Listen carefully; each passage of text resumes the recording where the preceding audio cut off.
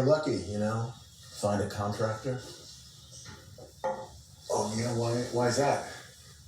Construction is booming everywhere. The industry can't keep up with the demands. The way the world is now, all of civilization is just burning down. People don't want to go outside. They want to fix up their homes. They want to turn them into fortresses. Yeah, people are moving out of the city, I guess. Funny how that's happening. It's the fourth turning. Big pardon? Historical events, they don't just happen. They're set into motion by great men, generational personae. And each one of these unleashes a turning that lasts about 20 years, more or less. And every 4 turnings is a seculum, which is about the length of a human life. And at the end of each, there's a crisis. In this country, the crisis is always war. Revolution, 80 years later, Civil War. 80 years later, World War II. And that's coming up on 80 years now, so.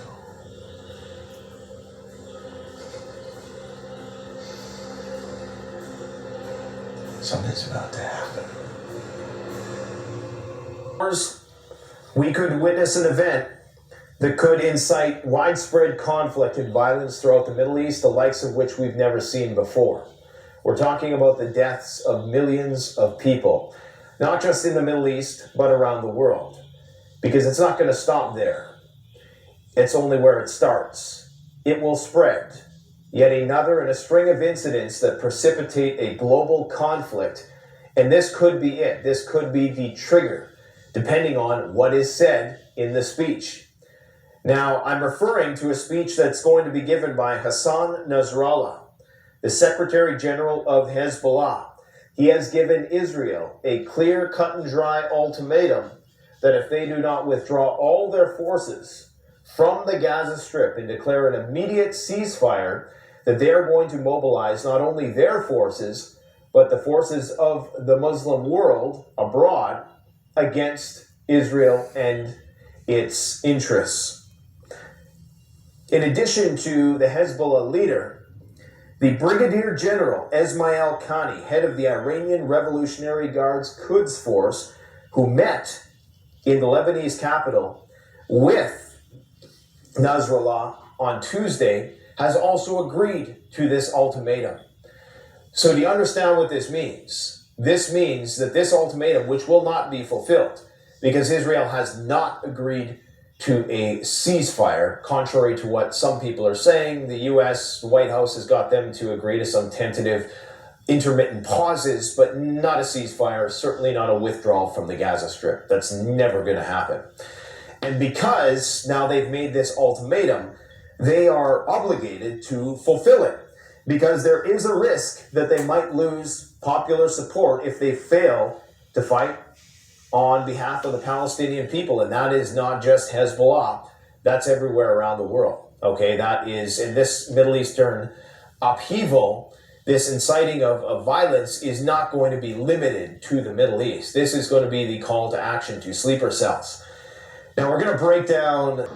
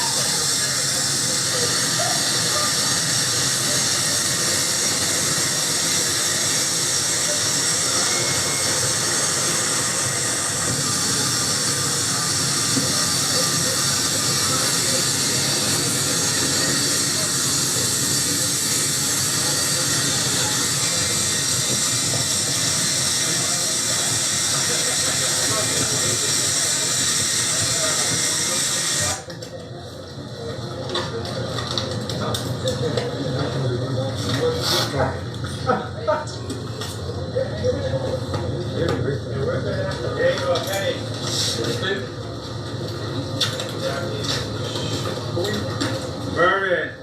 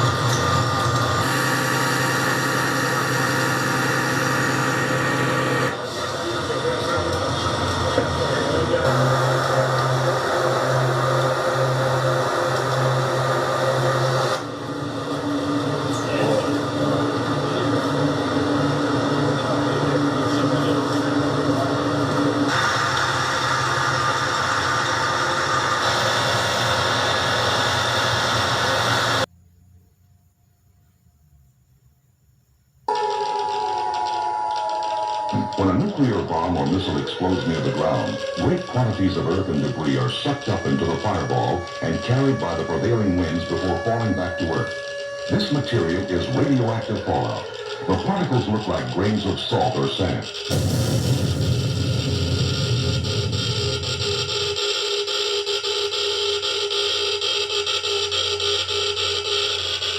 What's going on, guys? It's Greg here, aka NY.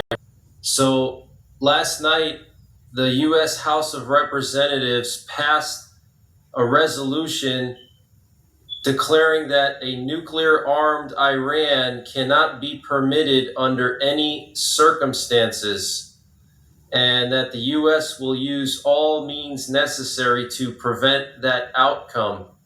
So this is huge news, guys. This is basically a declaration of war against Iran by the U.S. House of Representatives. So the resolution on Iran's nuclear program passed by 354 to 53 votes.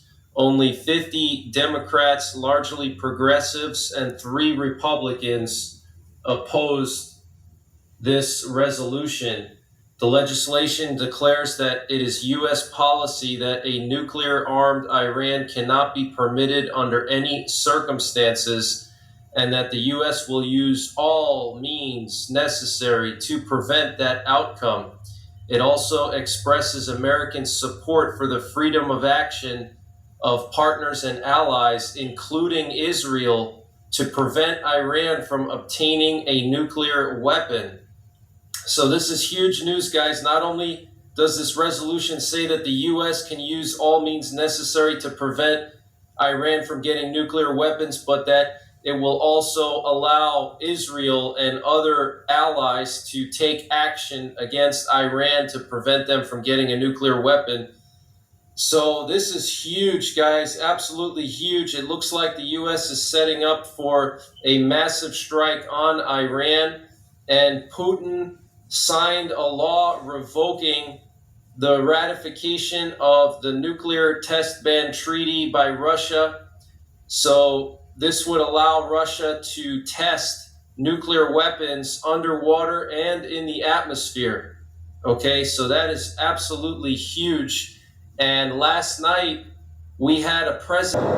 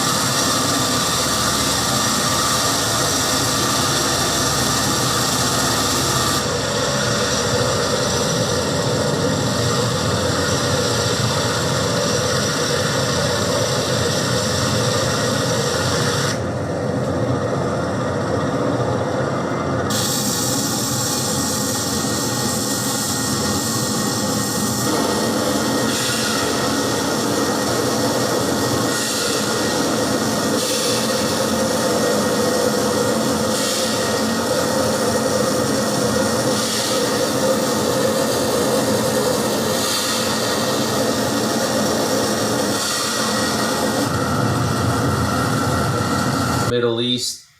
So apparently Hezbollah and Iran have informed the United States that the US and Israel have until Friday, which is tomorrow, to end the aggression against Gaza. Otherwise, Iran and Hezbollah are going to enter into a direct war with Israel and the United States. And they're also going to have the entire resistance axis join in. So the resistance axis would be the Houthi rebels, the Iranian proxies in Syria and Iraq, Hezbollah, Iran itself, and all these other jihadist groups. Okay, and this information is coming from the editor-in-chief of the London Rai al-Yum newspaper, and this was stated by a journalist by the name of Abd al-Bari Atwan, and apparently he has some sources inside of Iran that told him that basically Hezbollah and Iran informed the U.S. that they have a deadline until Friday, which is before the leader of Hezbollah is going to be giving his speech to end the aggression against Gaza. Otherwise, it would mean entering into a direct war with the entire resistance axis, okay? So something could pop off tomorrow, guys, okay? We also have some concerning information coming from various Iranian Telegram channels saying that Iran has put their missile, rocket, and drone bases. And we also have some concerning information coming from Iranian Telegram channels, and they're saying that Iran and the resistance axis has put their missile, rocket, and drone bases on full alert, okay? And also CIA sources are reporting that several Iranian proxies are preparing for a full-scale war against Israel. Okay, so things are about to escalate. I think tomorrow might be the day that things pop off. We're going to have the leader of Hezbollah making a speech tomorrow morning at 9 a.m. Eastern time. So many people think he's going to declare war on Israel. And what you're looking at here are 3 Russian military transport planes. These are the Ilyushin 76TD planes. These are used by the Russian Ministry for Emergency Situations. And right now they're flying towards Turkey and Syria. My guess is they're going to be going to Syria to reinforce Syria and provide some weapons potentially for the Syrian regime and for maybe even Hezbollah and the Iranian proxies that are about to go to war with the U.S. So this is very, very strange, guys, to have these 3 Russian Ministry for Emergency Situations planes going down into the Middle East in the middle of the night, right before Hezbollah's leader is going to make that big speech, okay? So I think something's going to pop off tomorrow, and when it does, you can count on me to go live to cover the situation.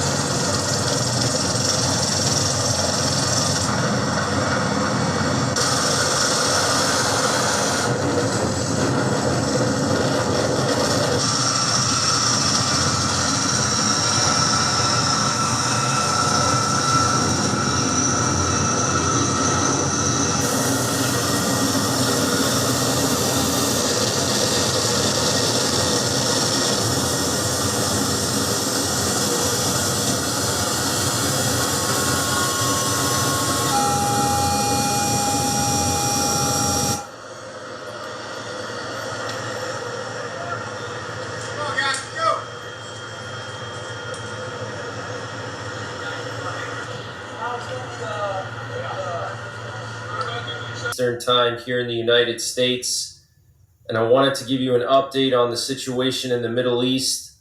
So this morning, the leader of Hezbollah gave his speech.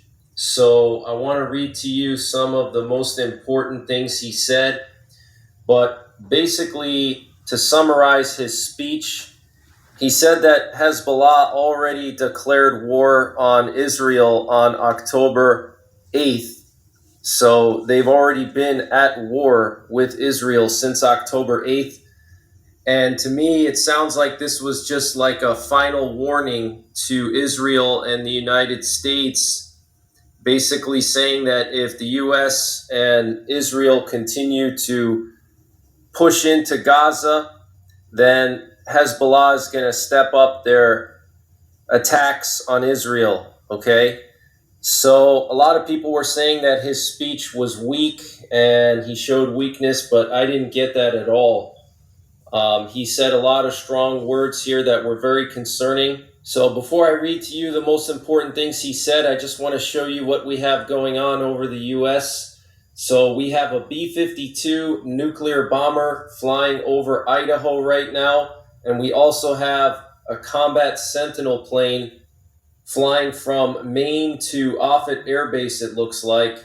And we only have 2 of these combat Sentinel planes, so my guess is this one probably came from overseas and it landed in Maine, and it probably got refueled in Maine, and now it's going back to Offutt, which is their home base for these combat Sentinels.